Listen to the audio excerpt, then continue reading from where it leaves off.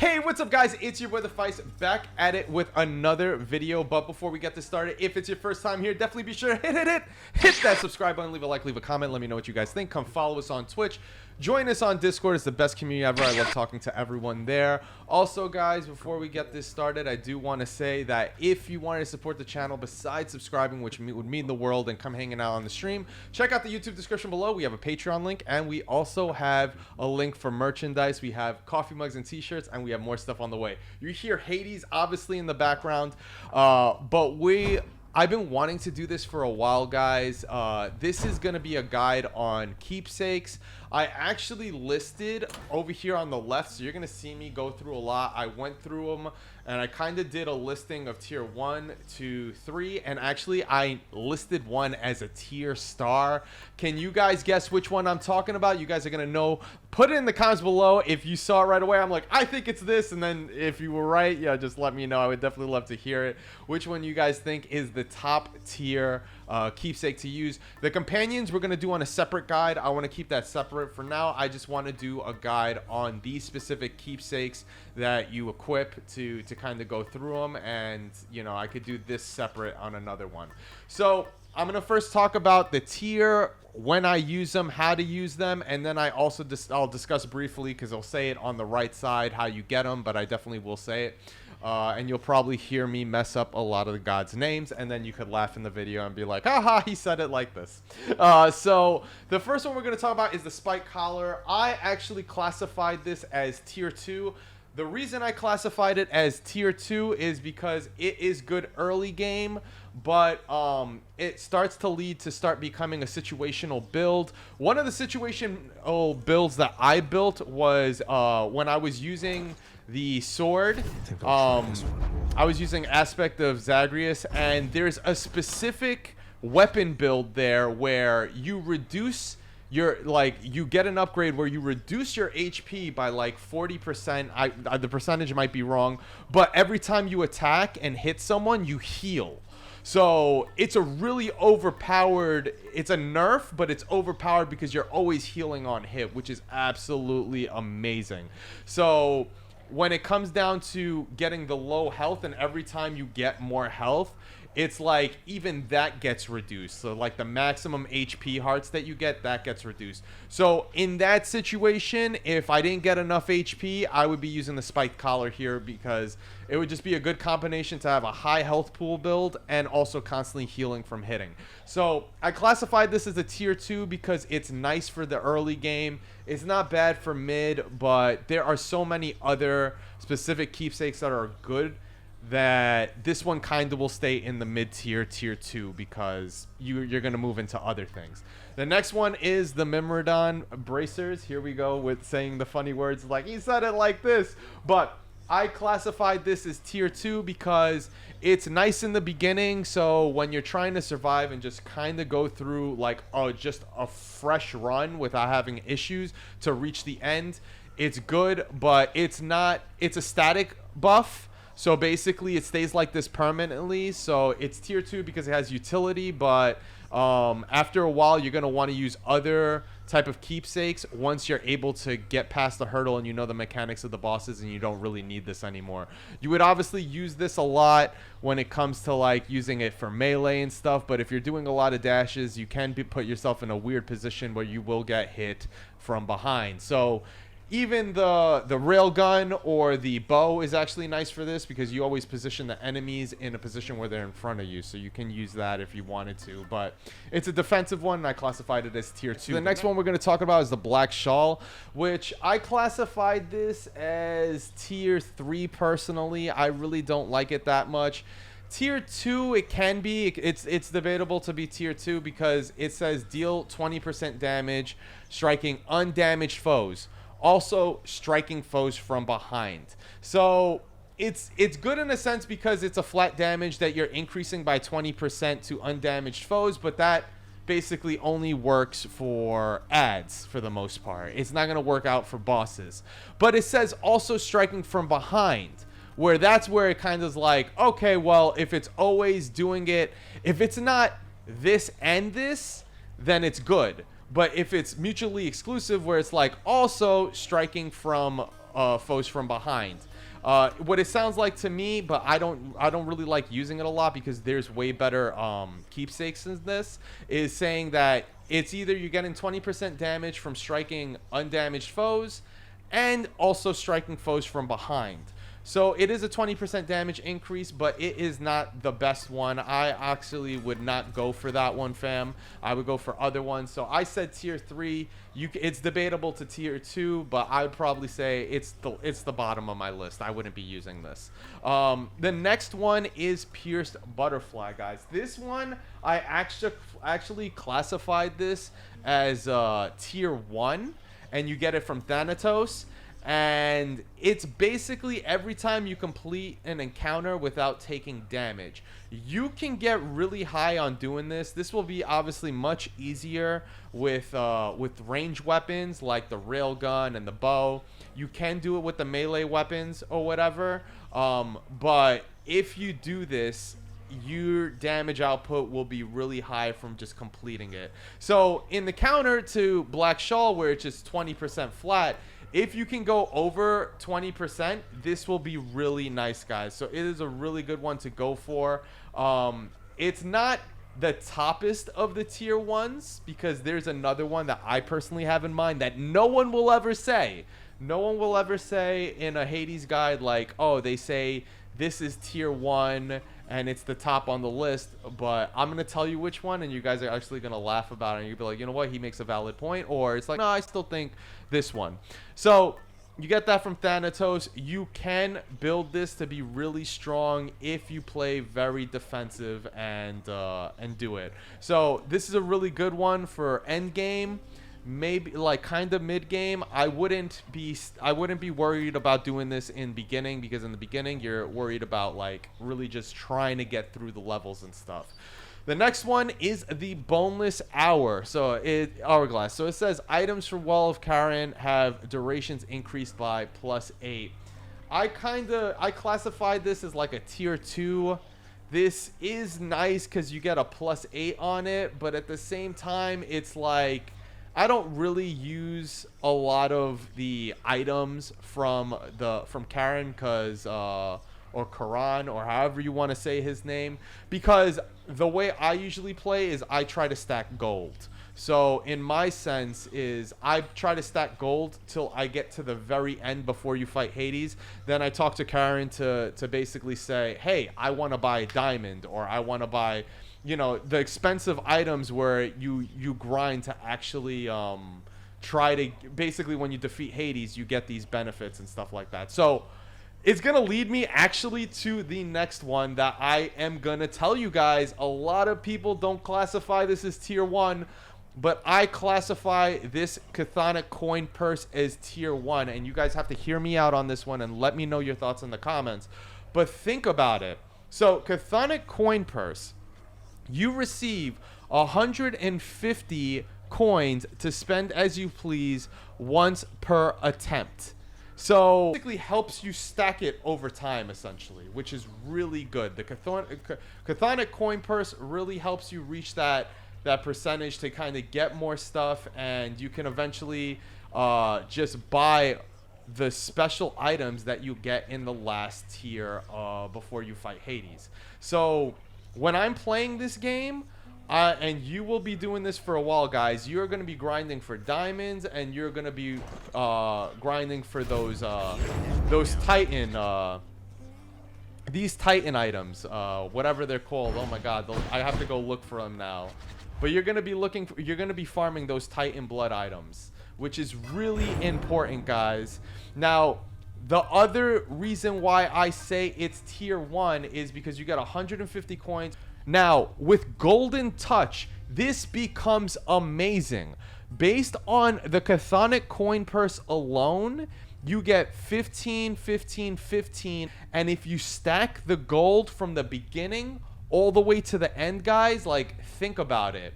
If you were at 150, like, say you finished a run and you were at, for the first level without using any gold, you were at like 500 gold.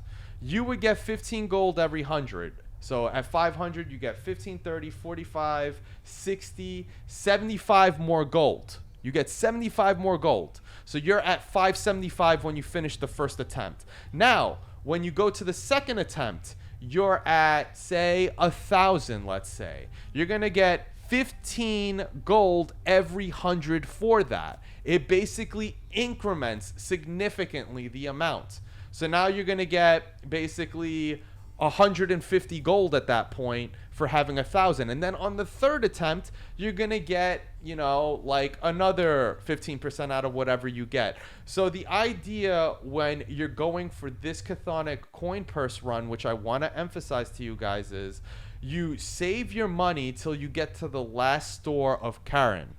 And then with all the gold, you either decide to get the Titan Blood item or you get a diamond. And if you're not even doing that, guys, you can basically use all the gold to get all the other god buffs that are in that last store.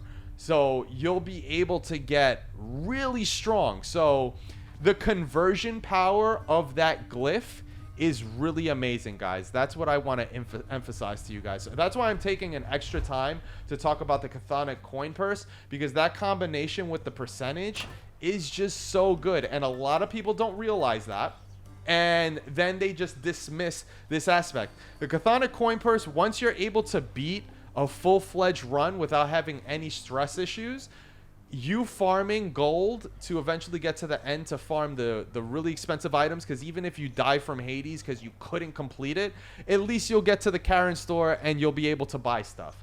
So keep this as a tier 1 on your list, guys. I wanted to mention it. So, and you get it from Hypnos. So I hope that gave you some insight, guys. I know a lot of people don't talk about that, and I kind of wanted to emphasize it for this this guide to be a little different. Now, the skull earrings. Now, what did I classify skull earrings? I classified the skull earrings as 2 to 3. So let me see what it is. Deal 30% damage while at 35% or less. Okay, now I remember this.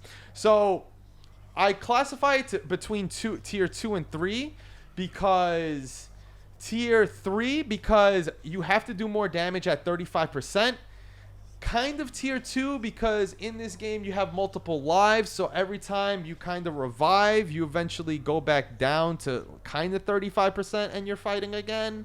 So it's one of those things where if the percentage was higher on what, you know, on your health pool, or maybe the damage output was a little higher, I'd probably be more, it's definitely tier 2 or something like that. Or if it was even crazier percentage, it would be more tier 1. But because of that, it's in that in-between stage of 2 to 3. Like, that really depends on your preference on what you think. I actually do not use this a lot. I kind of just leave it as is for the most part. Mine isn't buffed all the way, but if I did look at what the final one would be, let me see what it is, guys, so I kind of don't skew you guys in the wrong direction, because that's essentially it. Like, I want you guys to, so if I go to that, like, I still say it's around 2 to 3%. Yeah, you see it says 40% more damage and 35%. So I would still at most say it's a tier 2. That's kind of the aspect of it. I don't even, like, I'm looking at these stats just on the left side of, like, just going to, like, what is the maxed out stats for the most part, like, on a website or whatever to confirm, because we don't have all of them maxed out. So, and you get that from Megara, however you want to say her name. That's pretty much it. So now we're going to go into the next one, since we discussed that. The next one is Distant Memory. So this one, you deal, you know, obviously a percentage amount of damage to distant foes. Now, what I classify Distant Memory is 2. This is really good for the bow and the railgun to do a little extra damage, but I don't think it's a great weapon. It's not a great keepsake. It's not bad for doing it with the railgun and the bow. You obviously can't really use it with any other weapons because you're gonna kind of be playing a weird dangerous game or whatever on distance. It's like it's pointless at that point. So it's good for ranged, but I think there's better keepsakes out there. It's mid-tier, I would say. Next one is the Harpy Feather Duster. And broken urns, I think 6% is the highest you get for it. Broken urns have a X% a chance to obtain heart items. I classified this as tier 3. There's better options out there, guys, when it comes to this. Just trying to get health from urns and having a low percentage like that, even though there's a lot of urns, totally not worth it. Lucky Tooth. This is classified as a tier 1. Mid, beginning, or end game. You basically get an extra life, guys, and automatically restores 100% when your life is totally is depleted. So you basically get an extra health, an extra free guy. This tier 1, which you get from Skelly, which is the training person right over here, which you give a nectar to. The way you would use this specific keepsake is if you're not using a permanent buff keepsake, like a permanent buff keepsake where the stats have to stay. So I always use, like in the beginning phases when you're just trying to get through the game, you'll probably use Lucky Tooth all the time till you can get through a run without having any issues. But you would most likely, like me, 9 out of 10 times, you would use Lucky Tooth when you're about to fight Haiti. So on the last attempt, you would swap to Lucky Tooth. But you'll be always wanting to use Lucky Tooth at the very end. Now, going into this row, the second row, for the most part, except Lambent Plume, which is different, they're all the same behavior, just different gods. So we're going to discuss this really quick, guys. So this one you get from Zeus. This one you get from Poseidon, Athena, Aphrodite, Ares, Artemis, Dionysus, Demeter, and Primordial Chaos. Now, all these, except the Cosmic Egg one, their behavior is the same, which is basically the next time you get a boon, you're going to get a boon from this god, and it's going to be X amount of percentage chance of it being rare or better. Now, the only time I would tell you, and I classify all these as like a tier 3, is the only time I would use these is when I know that I am going to get a duo or a legendary, guys. So Frostbite Horn, Overflowing Cup, Adamant Arrowhead, Blood-Filled Vial, Eternal Rose, Owl Pendant, Conch Shell, and Thunder Signet. So if I know I'm going to get a duo or a legendary because I got so many of Ares specific items, and I know I'm waiting for Zeus's next one, which is going to most likely be a duo because of the combination between those two gods, that's the only time I would equip it for that specific attempt escape, so I can get a good chance of getting that duo. Other than that, I would not use these at all, guys. I would actually avoid them. But that would be the combination of when you would use them. So I classified them as tier 3 because I don't really go for those. But there is a situation for them, and that's when you can kind of use them. So I wanted to kind of give an idea about that. Cosmic Egg, enter Chaos Gate without losing health. Blessings from Chaos have a 20% chance or better. 20% chance to be rare or better. Now, those, I mean, it's nice. But like I said, again, this is a very situational thing. I don't really use the chaos. Like I go into chaos portals, but I don't use them like that. So that's kind of it's not that much of a benefit for it. So all the ones that I classified there, I would say tier 3. Now, we're going to go into the Lambent Plume where you get from Hermes. Lambent Plume, I classified tier 2. It can be tier 1, but this is the reason why I classified it tier 2. Tier 2 says gain 1.2 dodge chance and move speed each time you quickly clear an encounter. Now, clearing an encounter, what this means is Lambent Plume needs to be equipped in the early stages because that's going to be the easiest to basically clear a room. Now, in the later levels, it's going to be really difficult to get this benefit of clearing it really fast without being reckless. So, because of that, that's where I basically said, instead of saying tier 1, kind of like Pierced Butterfly, where you can kind of play defensively but go really slow just to get the benefit, this kind of takes a dip and goes into tier 2, because even though it's a permanent buff, you're only going to be able to utilize it in the earliest stages. But it's still debatable that it can be classified as tier 1. It's still debatable. I just classified it as a tier 1, tier 2. That's kind of where I would go, because it's going to be a little more difficult to actually, you know, reap the rewards from this.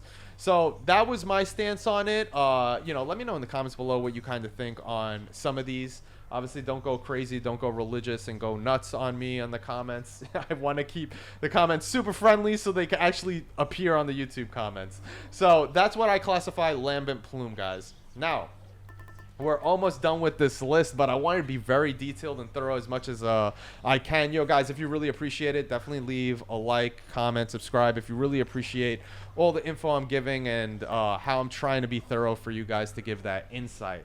Now, the next one is the Shattered Shackle. I classified this as tier 3 because, and you get it from Sisyphus. I think that's how you say his name.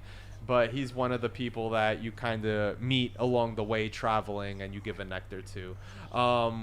But it's a very unique scenario where it's like the damage output, I think it goes up to 100 when it's maxed out. But you can't equip a boon on your slash if you wanted to keep this buff. So it's a very situational build you're going to have to go for. So I kind of see people using it, or at least me using it, where I don't start. Like, you can start a run with this because you don't have any boons and then basically build along it. Or if you started building a spec that doesn't have any buff boons on your attack or special or cast, that, you know, then it's like, you know what? Because I didn't have luck getting a boon that was good for my slash attack, my regular one, I'm going to equip Shattered Shackle. And then it kind of like, it balances out in a sense. So I do classify it as a tier 3 because it's situational, and I never really encountered a situation where I had to be like that. But it does have its uses at times when you need it. So that's why it's tier 3, because it can work, but it's highly unlikely you're going to be using it.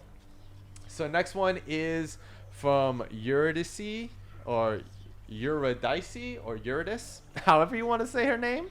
But she's another person you encounter along the run, and she gives the Evergreen Acorn. Now, this one I classified as tier 2. But basically, it's when you max it out, it's the amount of times in the final encounter in each underworld region, so the boss fight, you take 0 damage for the first 5 hits a foe hits you. So for 5 hits, you take no damage. Now, this is really good in certain scenarios where you're low on HP and you don't think you're going to make that run when you get up to the boss.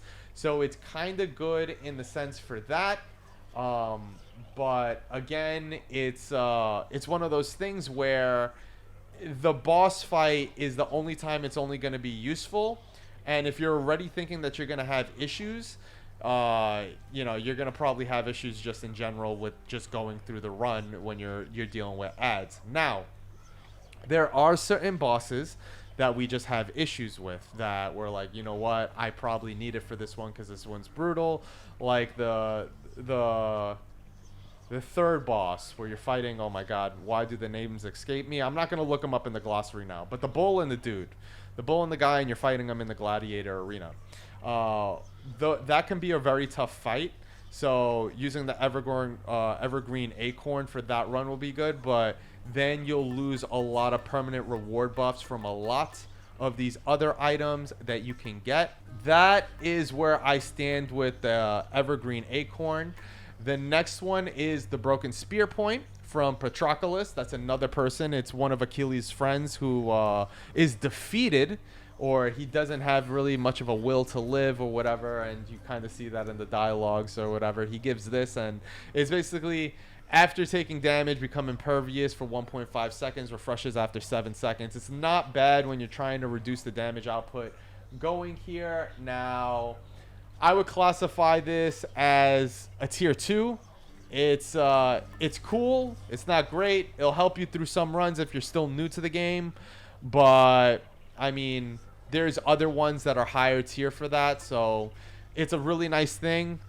It can help you with a lot of runs where, you know, bosses can do a lot of damage to you very quickly.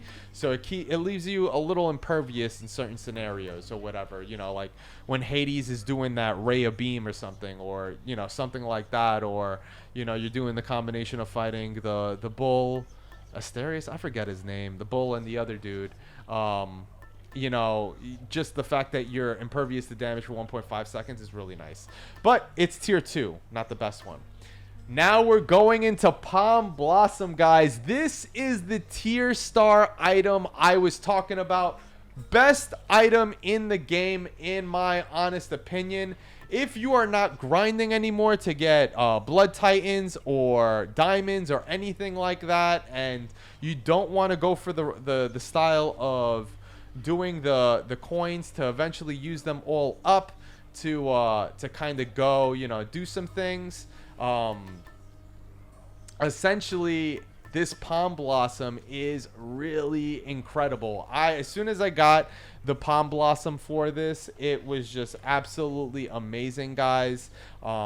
It really helps you, and essentially just to really, you get it from Persephone, so eventually when you get to have that conversation with Persephone to give her nectar, this will really increase your gameplay. But every 4 rooms, you get +1 level on a random boon you have, and it grows stronger.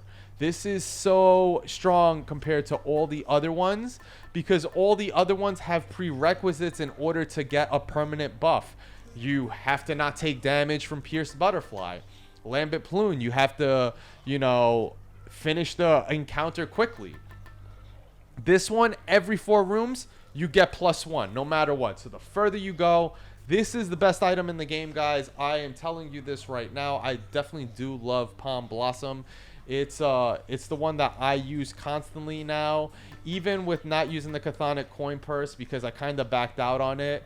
Because I mean, the 15% from the buff just alone on the Mirror of Light, Mirror of Night, just when you flip it, it does help significantly. Once Palm Blossom dropped, I'm like, yo, I am sticking with this. Now, Palm Blossom, obviously, my normal rotation is I drop Palm Blossom when I'm about to fight Hades, and I swap to Lucky Tooth, because it already did its job. It already increased the items by +1 every 4 encounters. So this is the best item in the game, guys. You let me know which item you think is the best, but I'm classifying the Palm Blossom as tier star. So the last one is Hades Sigil of the Dead. I'm not going to spend too much time on this. In order to get the Sigil of the Dead, there's a lot of hearsay about it, but I had to beat the game an X amount of times in order to eventually have Hades give me this after giving him like the second nectar or whatever. I gave him the first nectar and he didn't give me anything, but it is said that you have to beat the game like 10 times in order for this to happen or something. So you definitely do have to beat it a few times and then you unlock it. But even after you unlock it, guys, I will tell you this right now, it is not a good sigil, or it's not a good keepsake. I classify this actually a tier 3 because if you read the sigil right now, it says your call becomes Hades' aid, which briefly makes you invisible. Your god gauge starts at 20. I think when it maxes out, it's 30%. So the fact that the god gauge increases at 30%, cool. But the fact that your Hades' aid is invisible, it's a really crappy call, because there's like companion rib. Like, this is such a good replacement for that, which companions will be a separate conversation, guys. But basically you summon this skelly companion rib and now everyone's attacking him. So it kind of nullifies the point of this Sigil of the Dead. You know what I mean? Like, so you get the god gauge up to a certain percent. Totally not worth it, guys. I classify this as tier 3. Let me know in the comments below what you guys think. Do you guys agree? Do you guys disagree? What do you got? Which ones do you agree with? Which ones do you disagree with? I'd love to hear it. Also, if you really appreciate the fact that I made this kind of video, let me know. I also love hearing that positive feedback. You guys are absolutely amazing. I want to really say I appreciate you guys just coming through and checking out the video. It means a lot to me and stuff. Let me know what you guys want to see next, and I'll catch you guys next time. Peace. See you guys. Thank you guys so much, and I'll catch you guys next time. Thank you guys so much for tuning in. Again, if this is your first time here and you're watching from YouTube, definitely be sure to hit that subscribe button. If you ever come to Twitch, definitely be sure to hit that follow button. Come join us on Discord. The link is below in the YouTube description. Also, last but not least, I want to say major shout outs to the sponsors. If you guys also wanted to financially support the stream, definitely be sure to check out that YouTube description below. There is a Patreon link. And if you can't support financially, don't worry guys, there's other ways you can actually show support. That's getting the word out, sharing the content, letting friends and loved ones know about this this channel. Tell them to come and hang out. Come join us on Discord. You will not regret it. It's the best community / family ever. It says it right there on the freaking board. Yo, thank you guys so much for hanging out. I love you guys so much, and I will catch you guys next time. Let me know in the comments below what you would like to see next, what you think about the video, and so on. I'll catch you guys next time. See ya.